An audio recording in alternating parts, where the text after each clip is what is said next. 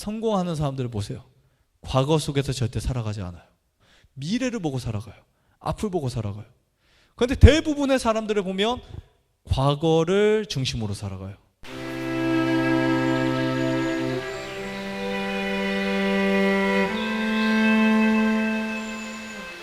우리는 자신의 과거의 장벽, 우리 자신의 과거의 장벽은 아무도 깨트릴 수 없습니다. 여러분 스스로 깨트리셔야 돼요. 내가 깨트릴 수 있어요. 오늘 그것을 깨트리느냐 깨트리지 않느냐에 따라서 우리 앞에 삶이 달라지고 그 삶의 질이 달라질 수 있다는 거 꼭 말씀드리고 싶습니다. 자, 인생은 뭐라고 했어요? 하나의 싸움이라고요. 인생은 뭐라고요? 하나의 싸움이에요. 아닙니까? 인생은 싸움이에요. 진짜 그래요. 사람이 싸움 중에 가장 힘든 싸움, 가장 큰 싸움이 자아와의 싸움이에요. 자신과의 싸움이에요. 그거 모르시면 안 돼요. 자신과의 싸움. 아팠을 때도 자신과의 싸움이에요. 공부할 때도 자신과의 싸움이에요. 우린 자신과의 싸움 속에 살아갑니다. 무엇인가 안 돼, 할 수 없어요. 그러면 정말 안 돼요. 부정적인 요소는 불가능하게 만들어버립니다. 근데 제가 생각한 인생은요, 싸움이잖아요. 그럼 반드시 승리자가 되든 패배자가 되든 둘 중에 하나예요. 맞죠? 인생의 싸움에서 나는 승리자가 되냐 아니면 패배자가 되냐, 둘 중에 하나밖에 없어요. 둘 중에 하나. 결국은 나는 승리 아니면 패배자, 둘 중에 하나예요. 여러분, 인생의 싸움 아직 끝나지 않았어요. 그렇죠? 여러분들이 인생의 싸움을 지금 하고 계세요. 믿음이 있든 믿음이 없든 사람은 누구나 다 이 싸움을 하고 살아가요. 자신과의 싸움에서. 그래서 그 싸움을 통해서 결국 죽기 전에 나는 내 인생의 싸움에서 난 승리를 했다. 이게 성공인 거예요. 많은 돈을 벌어도, 명예가 아무리 높아도 그것이 성공이 아닙니다. 그 이유는 그것이 우리를 싸움에서 이기게 하지 않거든요. 그런데 승리하기 위해서 필요한 게 딱 하나가 있다면, 여러분 뭐라고 생각하세요? 제가 저 나름대로 인생의 싸움을 제가 싸우면서 살아가다 보니까 저에게 진짜 필요한 것이 하나가 있더라고요. 이거 꼭 있어야 돼요. 이거 없으니까 힘들어요. 안 돼요. 그게 뭔지를 찾아야 해요. 성경 읽다 보면 그 답이 나옵니다. 성경 한 가운데께 그 답이 딱 있어요. 그게 뭘까요? 지혜예요. 지혜.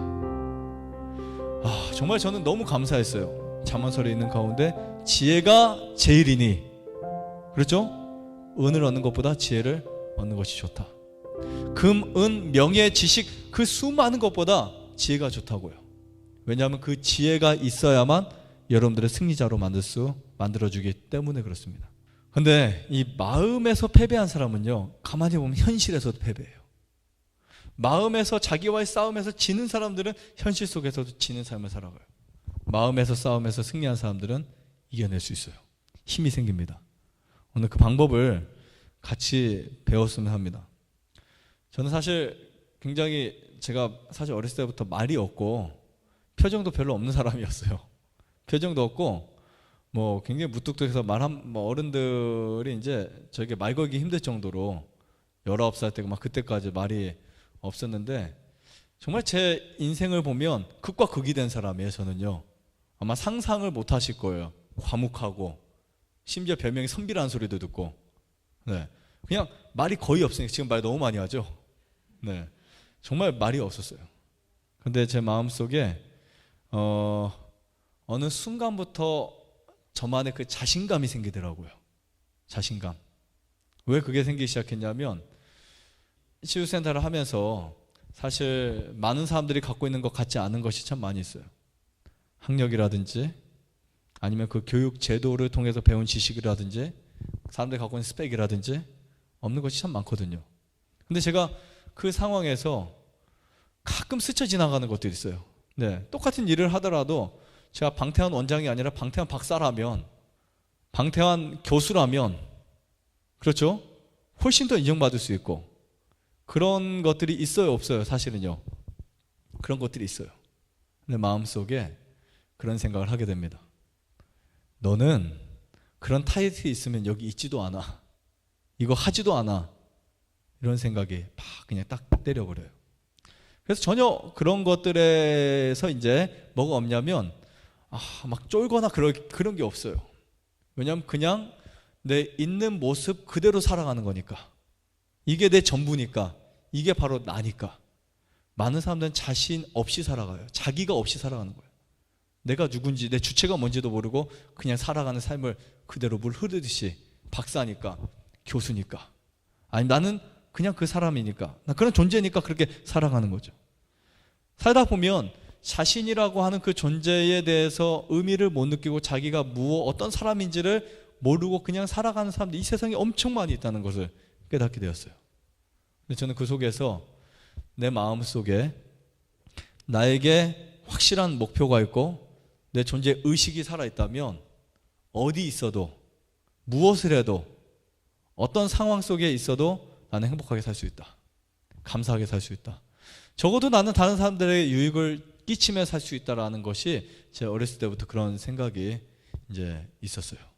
그러다 보니까 내가 좀 못해도 감사한 거예요. 내가 못해도 행복한 거예요. 그러니까 정말 제가 말씀드렸잖아요. 노래는 못 불러도 노래 좋아한다고요. 저 어렸을 때부터 노래 듣는 거 참 좋아했거든요. 그 mp3 128기가 8메가 있죠. 그때부터 갖고 다니고, 네. 한때는 피아노에 미쳐서 한 6시간 막 7시간씩 피아노를 쳐보기도 하고. 그러니까 그런 삶 속에서 정말 내가 어떤 타이틀이나 그것을 위해 살아갔다면 어차피 나는 안 되는데, 해봐야 무슨 소용이 있어요.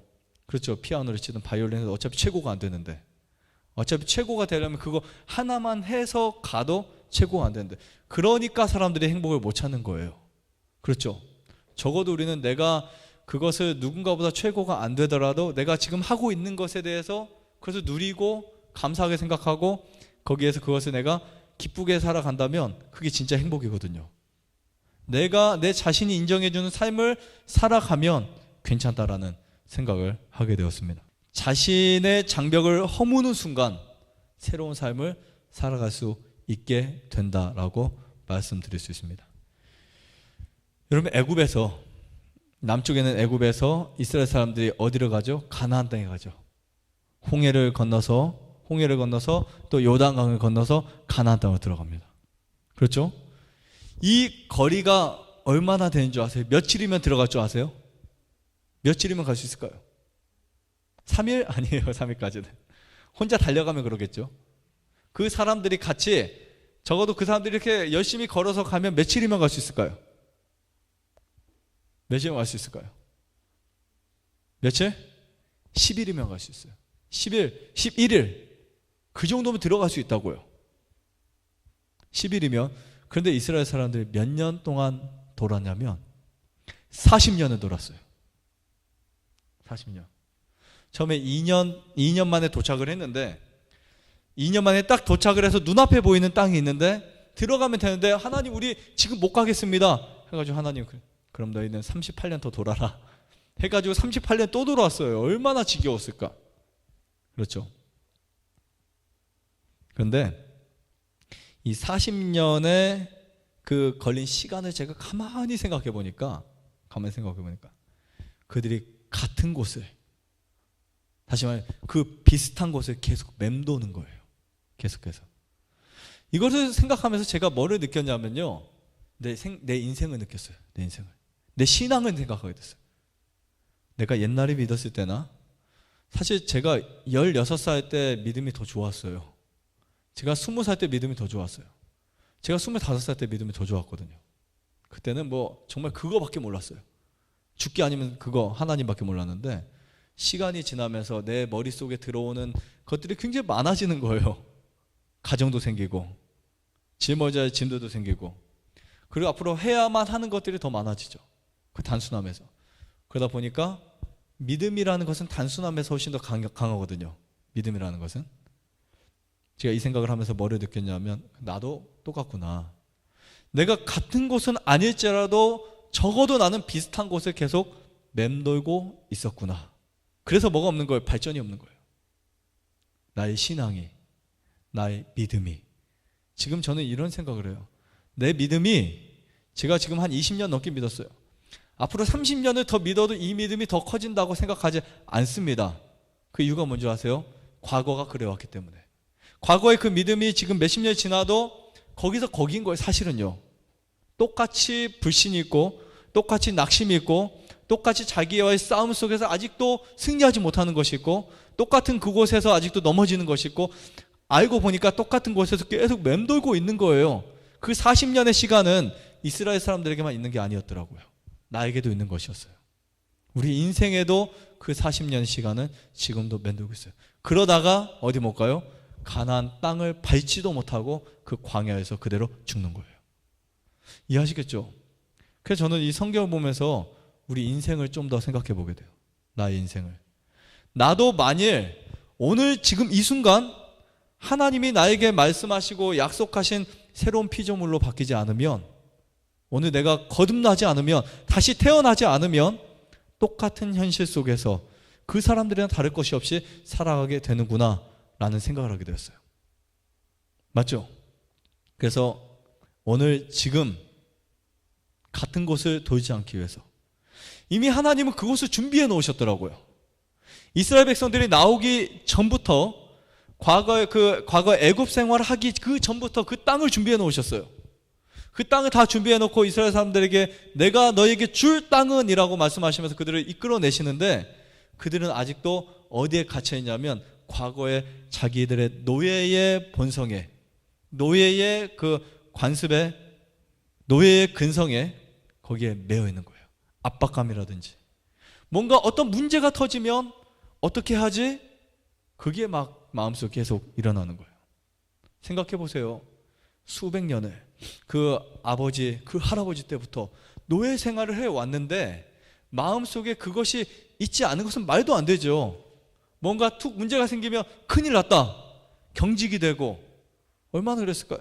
뭐 벽돌을 만들다가 깨지면 채찍을 맞고, 일을 그만큼 안 하면 사형을 당하고, 배를 굶기게 하고, 물을 안 주고, 그런 노예 생활을 수십 년을 했는데 당연히 그들의 마음속에 뭐가 생겨요? 어떤 문제가 있을 때 뭐가 생겨요? 걱정과 불안과 염려가 생기겠죠. 그렇죠? 그런 것들이 그들은 자꾸 해서 없어지지 않는 거예요. 그게 뭐냐면 과거의 장벽이라는 거예요. 그들이 만약에 하나님이 약속하셨고 내가 너희에게 줄 땅은 이라고 했을 때 그것의 약속을 받아들였다면 자기의 과거의 장벽들을 무너뜨리고 앞을 향해서 전진했을 거예요. 맞죠? 근데 그것이 무너지지 않으니까 문제가 생길 때마다 우리 애굽으로 돌아가자. 여기서 우리는 죽기 싫다. 애굽에 매장지가 없어서 여기서 우리가 죽겠냐고 막 그렇게 따지고 원망하고 분노하고 마음속에서 해방되지 못했기 때문에 그들은 끝까지 무엇을 보면서도요, 기적을 보면서도 하늘에서 만나가 내리고 홍해의 길이 열리고, 그러면서도 마음속에 뭐가 있었어요? 노예의 근성이 들어있는 거예요. 그 압박이 들어있는 거예요. 그 두려움이 그대로 남아있는 거예요. 그 삶이 우리의 삶과 똑같습니다. 우리는 어디에 노예 생활을 하지 않았지만 과거에 자신의 어떤 죄, 자신의 어떤 어려운 환경들, 또 힘들었던 그 상황들이 계속해서 이스라엘 백성들처럼 그것이 나를 따라다녀요. 그 얼마나 지겹게 따라하는지 아시죠? 그래서 너는 안 돼. 너는 절대 행복할 수 없어. 그런 말을 합니다. 하면서 우리의 마음속을 막 쪼여오죠. 근데 우리는 앞에 있는 하나님이 이미 준비하셨고 이미 우리가 펼쳐 나갈 수 있는 그 길에 서 있음에도 불구하고 우리는 과거의 장벽이 내 앞을 계속 막고 있어요. 계속 어려웠던 것들, 힘들었던 것들, 안 됐던 것들. 근데 희망이 있잖아요. 과거의 장벽이 무섭지 않아요. 제가 양봉을 하면서 느낀 게 있는데요, 벌을 하다 보면 꿀을 많이 뜨는 해가 있고 꿀을 적게 뜨는 해가 있어요. 근데 가장 힘든 시기는 뭐냐면 꿀을 못 뜨는 해예요. 저희 평생에 뭐 얼마 안 되지만 한 10몇 년, 제가 15년, 16년 동안 양봉을 하면서 꿀 한 방울 못 떴을 때가 한 2번 정도 있었어요. 네, 아니 한 방울 못 떴을 때는 한 번 있었고 한 2-3방울 뜰 때는 있었어요. 그때는 좀 그래도 아주 조금 떴어요. 근데 그 다음 해가 되었을 때 다 걱정이 되더라고요. 작년에 꿀을 못 떴는데 올해 또 못 뜨면 어떻게 하지? 여러분, 이게 자기 생계가 걸린 양봉가들에게 있어서는요 아주 심각한 문제예요. 1년 내내 벌을 키워요. 자기의 모든 노력을, 모든 정성을 다 쏟아서 벌을 다 키워놓고 딱 그 한 달, 기다렸던 그 한 달 동안 비가 많이 오든지 너무 가물든지 꽃이 너무 일찍 피든지 화기가 너무 짧아지든지, 그래서 그때 꿀을 못 뜨면 1년 농사 망하는 거예요. 네, 1년 농사 망해요. 그리고 또 벌을 키워야 돼요. 그러면 손실이 굉장히 큽니다. 생계가 있어서 그거를 하는 사람들에게는 얼마나 그게 이제 그 압박일까요? 그렇죠? 그 사람들에게 1년 농사가 망하는 그 시점, 그 앞에서 작년을 생각하게 돼요. 근데 아주 감사한 게 뭔지 아세요? 꽃이 피는 그 순간 그 절망감이 싹 사라져요. 대부분의 양봉가들이. 제가 그걸 느꼈거든요. 꽃이 피면 뭐가 생기냐면 희망이 생겨요. 꽃이 피는 그 동시에 꽃과 함께 내 마음속에 희망이 생겨요. 올해는 꿀이 많이 들을 것 같아. 완전히 그 벌을 실어서 밧줄을 다 메고 차를 끌고 가는 그 시간이 기뻐요. 콧노래를 부르면서 가요. 가서 갖다 놓으면 마음속에 작년에 못했던 그런 것들이 생각이 안 납니다. 뭐가 있기 때문에? 희망이 있기 때문에, 꽃이 있기 때문에. 꽃이 없다면 절망하겠죠. 꽃이 없다면. 아카시아 밭에 가서 딱 벌통을 내리면서 느껴지는 향기가 있어요. 밤에 꽃이 보이지 않습니다. 그럼 그 향기가 딱 코 속에 들어오면서 마음속에 엔도핀이 나와요. 아, 우리 벌들이 또 꿀을 열심히 따오겠구나. 네, 열심히 따오겠구나. 근데 뭐 그거 계산해 보면 몇 억도 아닌데, 몇 천만 원도 아닌데 그냥 기쁜 거예요. 그냥 사람의 마음을 기쁘게 하는 게 돈의 액수가 아니더라고요. 그냥 그 자체. 네. 그래서 그 희망 속에서 뭐가 생기냐면 즐거움이 생겨요. 하나님이 이미 준비해 놓으신 거예요. 하나님이 꽃을 준비해 놓으셨어요. 하나님이 여러분들을 위해서 앞에 미래의 행복을 준비하시고 건강을 준비하시고 여러분이 살아가야 할 그런 것들을 준비하셨어요. 그래서 여러분들은 정말 과거에 있는 자신의 어려운 상황들이나 과거에 있는 그 절망들을 모두 다 무너뜨리시기를 간절히 바라겠습니다. 과거의 압박을 너무 깊이 받아들이지 마세요. 그건 과거일 뿐이에요. 그렇죠? 그것이 또 반복될 필요가 없습니다. 그것이 반복된다는 것이 이스라엘 사람들이 열흘 만에 갔던 그 땅을 40년 동안 가는 거나 똑같아요. 과거 속에서 사람은 살아가요. 그런데 성공하는 사람들을 보세요. 과거 속에서 절대 살아가지 않아요. 미래를 보고 살아가요. 앞을 보고 살아가요. 그런데 대부분의 사람들을 보면 과거를 중심으로 살아가요. 어제도 그랬는데, 예전에도 그랬는데 더 나아질 수 없을 거야. 더 행복할 수 없을 거야. 더 잘 되지 않을 거야 라는 생각을 하고 살아가죠. 하지만 여러분들에게 미래가 있습니다. 그리고 여러분들에게 앞으로 하나님이 준비하신 축복들이 놓여 있어요. 그래서 하나님은요, 너 뒤로 가 이렇게 말씀하지 않으세요. 앞으로 전진해라 이렇게 말씀하세요. 이게 얼마나 감사한 표현인지 몰라요. 이스라엘 사람들이 이 노예 근성 속에서 해방되었는데도 과거의 장벽이 그들을 붙잡고 있으니까 하나님이 신명기에 이렇게 말씀하세요. 너희가 이 산에 거한 지 오래니, 이런 표현을 해요. 몇 년은 안 됐는데, 얼마가 안 됐는데 하나님이 그렇게 표현하셨어요. 너희가 이 산에 거한 지 오래니. 지금도 하나님이 여러분을 찾아오셔서 내가 너희와 함께 한 지가 얼마나 오래되었는데 아직도 과거의 것을 두려워하냐, 이렇게 말씀하시는 거예요. 출애굽기 14장 말씀 한 말씀 더 보겠습니다. 출애굽기 14장 4절을 제가 볼게요. 4절을. 출애굽기 14장 4절을 보면, 내가, 우리 구약 성경입니다. 내가 바로의 마음을 강팍케 한즉 바로가 그들의 뒤를 따르리니 내가 그와 그 온 군대를 인하여 영광을 얻어. 자, 이스라엘 사람들이 출애굽을 하죠. 출애굽을 하죠. 그렇죠. 다 나왔습니다. 그 나온 사람들이 한 200만 명이 돼요. 장정만 60만 명이 돼요. 장정만. 그 어마어마한 사람들이 나오니까 애굽이 지금 텅 비어버렸어요. 일할 사람이 없어요. 썰렁한 도시, 유령 도시가 돼버린 거예요. 고센 땅이 아예 그냥 싹 없어져 버렸어요. 바로의 마음속에 뭐가 생길까요? 번민과 초조가 생기죠. 쟤네 가서 잡아와야 되겠다. 근데 이스라엘 사람은 벌써 이제 며칠 동안 지나면서 이제 홍해 앞에 딱 서게 됩니다. 돌아가긴 너무 힘들고 홍해 앞에 건너가는 그 상황에 있을 때 이스라엘 사람들이 저 멀리를 보니까, 뒤를 보니까 뭐가 있어요? 엄청난 뭔가가 오는 것 같아요. 재앙이 오는 것 같아요. 옆을 보니까 산이고 넘어갈 수도 없고, 앞을 보니까 바다인데 뒤를 보니까 누구예요? 애굽의 군대가 오고 있어요. 야, 얼마나 절망적인 순간일까요? 얼마나. 굉장히 많은 군대가 이제 찾아오는데, 이걸 가지고 사면 초과라고 하죠. 사면 초과. 피할 데가 없어요. 하늘만 봐야 돼요. 그때 이스라엘 사람들이 하나님 살려주세요 하면 되는데 어떻게 했을까요? 모세의 멱살을 잡았는지 모르겠지만 모세에 쫓아가서 너 때문에 우리 다 죽게 생겼어, 그렇게 말을 합니다.